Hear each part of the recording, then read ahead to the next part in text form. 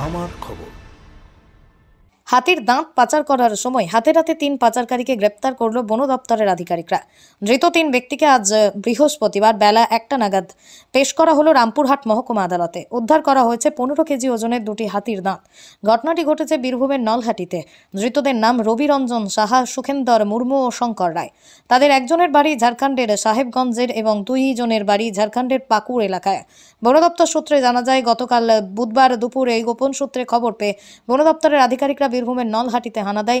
নলহাটির 14 নম্বর জাতীয় সড়কের ধারে একটি বেসরকারি হোটেলে হাতির দাঁত কেনা বেচা করছিল। সেই সময় অভিযান চালিয়ে 3 পাচারকারীকে গ্রেপ্তার করে বন দপ্তরের আধিকারিকরা। এই অভিযান চালিয়ে ওয়াইল্ড লাইফ ক্রাইম কন্ট্রোল ব্যুরোর আধিকারিকরা, রামপুরহাট ও মোহাম্মদ বাজার রেঞ্জের দপ্তরের আধিকারিকরা আজ বৃহস্পতিবার ধৃতদের পেশ করা হয়েছে রামপুরহাট মহকুমা আদালতে। ধৃতদের কাছ থেকে 15 কেজি ওজনের 2টি হাতির দাঁত উদ্ধার করা গেছে।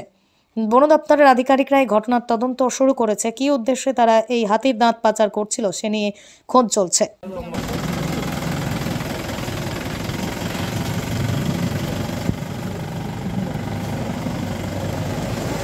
এবং এই 3 জন অ্যাকিউজড মেনলি তারা এলিফ্যান্ট তাক সহ ধরা পড়েছে। আমাদের পুলিশ কাস্টাডিতে রেখেছিলাম নাইটে। তো ওরা মেনলি ঝাড়খণ্ডের বাসিন্দা। ঝাড়খণ্ড থেকে এখন আমাদের নলহাটিতে ওরা এসেছিল, কোনো একটা ওদের ডিলিং ছিল বা কিছু ছিল। তো আমাদের একটা সোর্স মারফত আমরা খবরটা পাই। তো সেই মোতাবেক আমাদের ফরেস্টের টিম ছিল plus wild life crime control bureau ওদের টিম ছিল।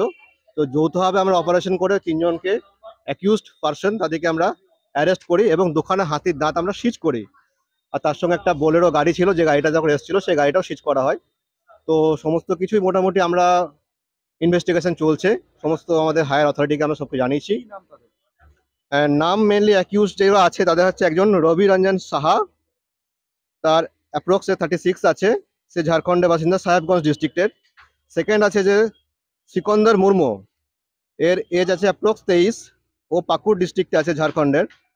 আর একজন আছে যে শঙ্কর রায়, ওর অ্যাপ্রক্স এজ আছে 44, ও ঝাড়খণ্ডের আছে। এটা আমাদের এখন ইনভেস্টিগেশন চলছে। আমরা ওদেরকে যে পরে এটা বের করার চেষ্টা করব। মেনলি একটা খবর ছিল যে ডিলিং কিছু একটা হবে, তো সেই মোতাবেক আমরা আসছি। না না না, সেরকম কোনো কিছু নেই।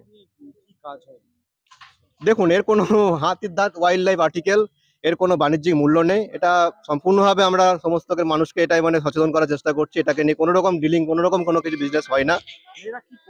এটা জানি না, এটা বলতে পারবো না কি করতেন। এদের মধ্যে কোনো গাড়ির ড্রাইভার আছে? হ্যাঁ, যে গাড়িটা ছিল সেই গাড়ির ড্রাইভার আছে। গাড়ির ড্রাইভারটা মেনলি ওর বোলেরো গাড়ি ছিল। সিকন্দর মুর্মু যে ছিল, সিকন্দর মুর্মু, ও গাড়ির ড্রাইভার ছিল। সেটা এখনো পর্যন্ত আমার তদন্ত সাপেক্ষ বিষয় আছে, ওটা নিয়ে কমেন্ট করতে পারবো না। কারা কারা এই অভিযানে ছিল? এখানে মেনলি আমাদের বীরভূম ডিভিশনে ফরেস্ট স্টাফ ছিল, ফরেস্ট ডিভিশনে আমাদের রামপুরহাট রেঞ্জ ছিল, মোহাম্মদ বাজার রেঞ্জের স্টাফ ছিল, আর wildlife crime control bureau special branch যারা আছে, আমাদের ওয়াইল্ড লাইফ রিলেটেড যারা হ্যান্ডেল করে, তাদের একটা টিম ছিলেন। নর্থ বেঙ্গল থেকে ওনারা এসেছিলেন। এবং ফরেস্ট প্রোটেকশন স্পেশাল আমাদের এসপি স্যার ছিলেন, যিনি আমাদের ওয়াইল্ড লাইফ ক্রাইম কন্ট্রোল দেখছেন, উনিও ছিলেন। পুরো টিম লিড করেছেন উনি। জেলা স্বাস্থ্য পরিষেবায় নতুন দিনের সূচনা। এমআরআই, রেডিওস্কোপি, সিটি স্ক্যান পরিষেবা এবার শান্তিনিকেতন মেডিকেল কলেজ ও হাসপাতালে পাওয়া যাচ্ছে। অত্যাধুনিক ব্লাড ব্যাংক ও প্যাথোলজি ল্যাবের সুবিধা রয়েছে। 10 টাকায় ডাক্তার দেখানো এবং ওষুধে 62% পর্যন্ত ছাড়ের সুবিধা। তাই আর দেরি কেন? আজই আপনার প্রিয়জনের চিকিৎসার জন্য আসুন আন্তর্জাতিক পরিকাঠামো আর অত্যাধুনিক প্রযুক্তি নিয়ে গড়ে ওঠা শান্তিনিকেতন মেডিকেল কলেজ ও হাসপাতালে। দেখতে চোখ রাখুন আমাদের ফেসবুক ও ইউটিউব চ্যানেলে।